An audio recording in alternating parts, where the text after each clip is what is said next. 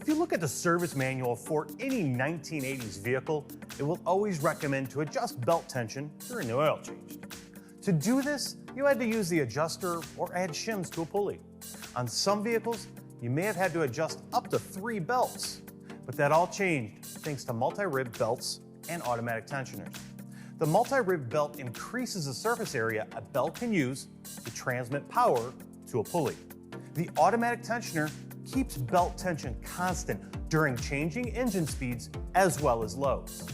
An automatic tensioner has a coil spring that applies the right amount of force against the belt to keep it tight. The tensioner also provides a little give to absorb and cushion shock loads on the belt when the AC compressor clutch cycles on or when the electric power steering activates. Also inside the body of the tensioner are parts that dampen the movement of the arm and spring. Think of it as a shock absorber for the belt system. All Continental Accu-Drive Tensioners include a patented proportional dampening system tuned to the needs of individual vehicle applications. The tensioner spring and dampener are connected to the pivot shaft, which is critical to keeping the pulley aligned with the other components of the belt drive system. The spring, dampener, and pivot shaft can fatigue and wear out, which can send the customer to your shop. But you need to do more than listen. You need to look and feel. With the engine idling, look at the amount of movement on the arm. The tensioner should not jump, but operate smoothly. Any flutter could be caused by the failure of the internal components or loose mounting bolts. However, if the bolts are tight, replace the tensioner. Some tensioners have marks on the body and arm.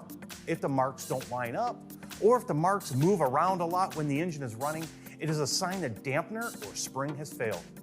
Look at the gap between the tensioner's arm and body. If misaligned, the shaft bearings and bushings are probably worn. If the belt is chirping or not tracking correctly, again, there could be internal tensioner wear, a cracked, broken tensioner casting or arm, loose mounting bolts, or a worn pulley bearing. In general, the tensioner is not operating smoothly, shows signs of tilt, or has seized, showing no movement. There could be internal damage or wear, such as a broken spring or a failed bearing, or internal contamination from dirt or water. The best choice is to replace the tensioner. You should recommend the tensioner be replaced before it fails. It is a good practice to replace a tensioner when replacing the belt, or if a component on or behind the drive belt system is replaced. Thanks for watching.